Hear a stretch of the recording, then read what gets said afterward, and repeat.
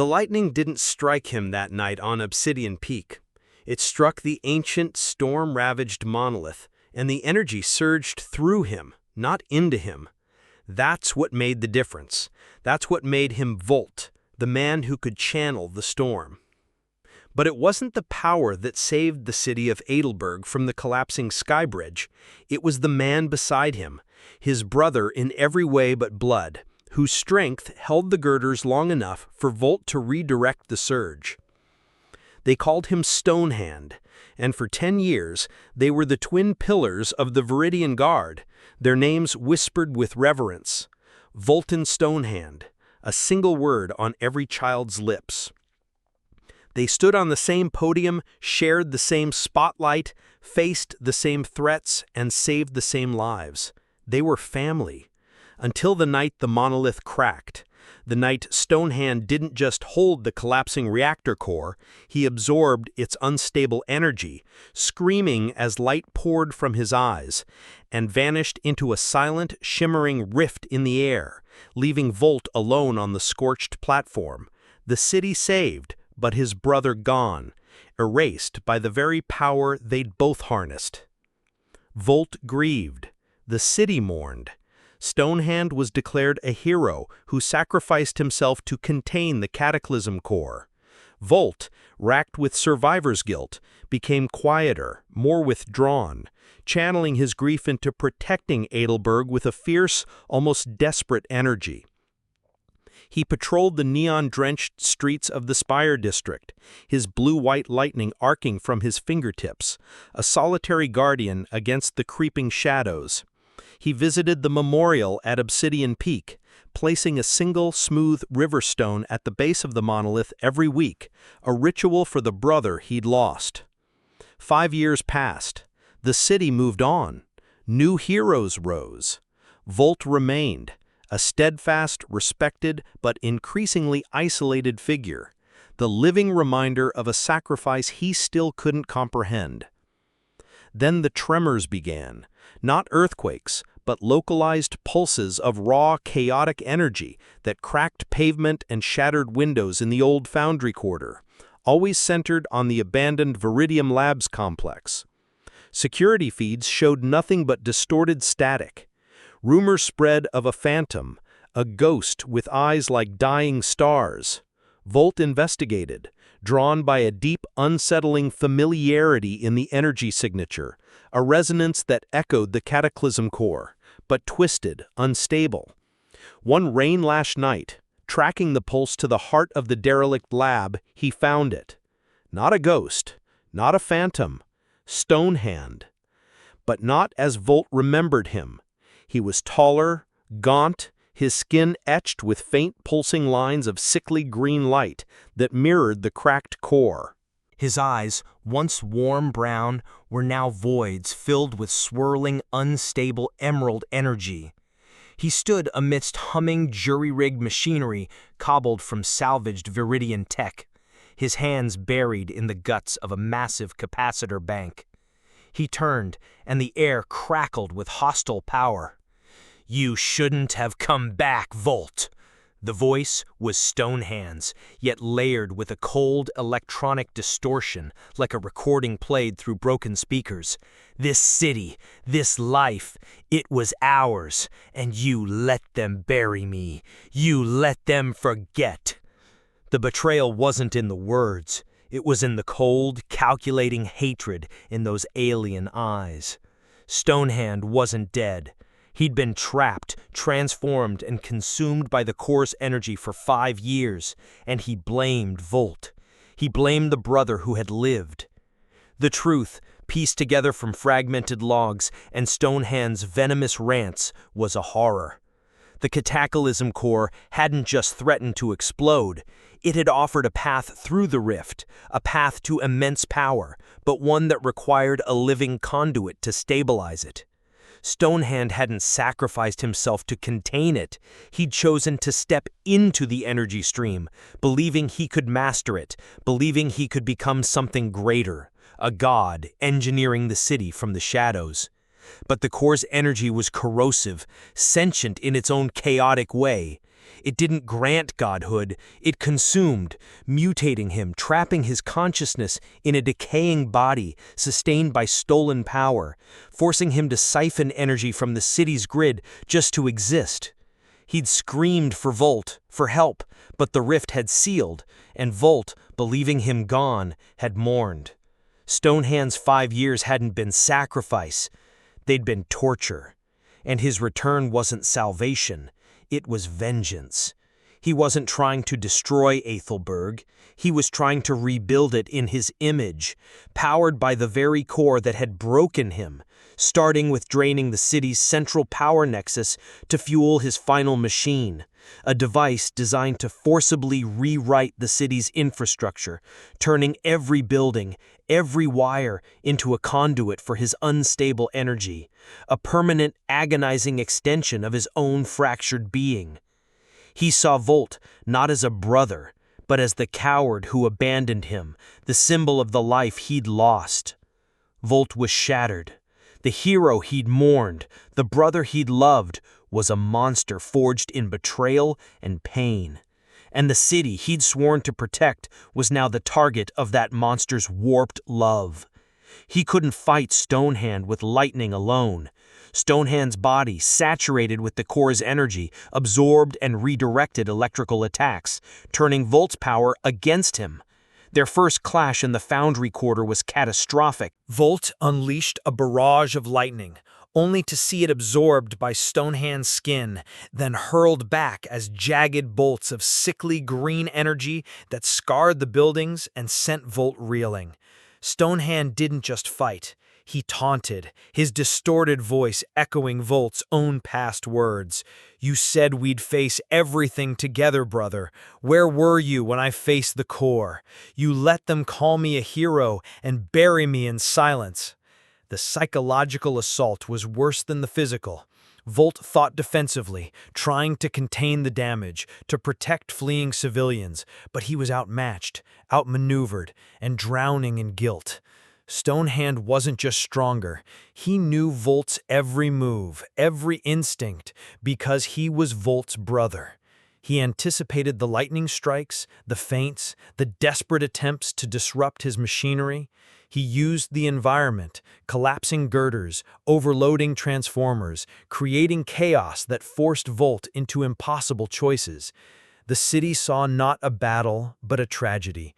The beloved Volt being systematically dismantled by the ghost of his greatest friend. Volt retreated, broken, to the only place that felt real anymore, the hidden workshop beneath his old apartment in the quiet Marisport district, a place he and Stonehand had built together years ago. Dust covered the tools, the blueprints for their early clumsy flight harnesses, the shared mug with Team Spark and Stone etched on the side. He sat in the dim light, the hum of the city a distant thrum, and the image of Stonehand's hate-filled eyes burned into his mind. He couldn't win by being Volt. Stonehand expected lightning, speed, the direct assault. He needed to become something else, something Stonehand wouldn't anticipate. He remembered their earliest days, before the powers, before the Viridian Guard. They weren't always heroes. They were street kids, orphans from the salt flats, surviving by their wits. Stonehand, even then, was the planner, the strategist, the one who saw the angles. Volt was the impulsive one, the one who charged in. But Stonehand had also taught him patience, misdirection, how to use the environment, how to fight smarter, not harder. "Power makes you predictable, Spark," Stonehand used to say, using Volt's old nickname. "The real fight is in the mind. Make them see what you want them to see." Stonehand thought he knew Volt's mind completely. What if Volt could make him see a lie? Volt didn't train with lightning. He trained in silence. He studied the city's power grid schematics, not to exploit them, but to understand their weaknesses, their redundancies, their fail-safes. He practiced moving without his aura, dampening his electrical signature until he was just a shadow in the alleyways. He revisited their old tricks, using mirrors to create false reflections, setting small, non-destructive electrical pulses to mimic his power signature in one location while he moved elsewhere. He focused on control, not raw output. He needed to be a ghost, a whisper, not a storm. He needed to exploit the one thing Stonehand, consumed by his own pain and power, might have forgotten: the human connection, the shared history, the tiny, vulnerable things that made them brothers before they were heroes. Stonehand saw only betrayal. Volt would show him remembrance. The final confrontation wasn't at the power nexus. Volt lured Stonehand back to Obsidian Peak, to the monolith where it all began. He knew Stonehand would come. The place was sacred to him, the source of his torment and his twisted ambition. Volt didn't confront him directly. He used the environment. He triggered small landslides with precise low-power discharges, forcing Stonehand to divert energy to shield himself. He created dazzling light shows with reflected lightning on the wet rock, distracting him. He used the old workshop's comm system, broadcasting a loop of their old, carefree banter from the Salt Flat stays, laughter, plans for the future, the sound of them before the power, before the betrayal. Stonehand faltered. The distorted voice crackled with confusion. "Stop that! Lies! All lies!" But the green light in his eyes flickered, the relentless hatred momentarily clouded by a surge of painful memory. Volt saw the crack. He didn't attack Stonehand, he attacked the machine. The massive capacitor bank Stonehand had built, the heart of his plan, was anchored precariously on the edge of the peak, drawing power directly from the storm-charged monolith. Volt used his lightning not to strike Stonehand, but to overload the delicate connections feeding the machine from the city grid, creating a cascading failure. Alarms shrieked from the jury-rigged console. The machine groaned, lights flickering erratically. Stonehand roared, turning his full attention to the machine, pouring his unstable energy into stabilizing it, his back momentarily turned to Volt. This was the moment. Volt didn't fire lightning. He ran.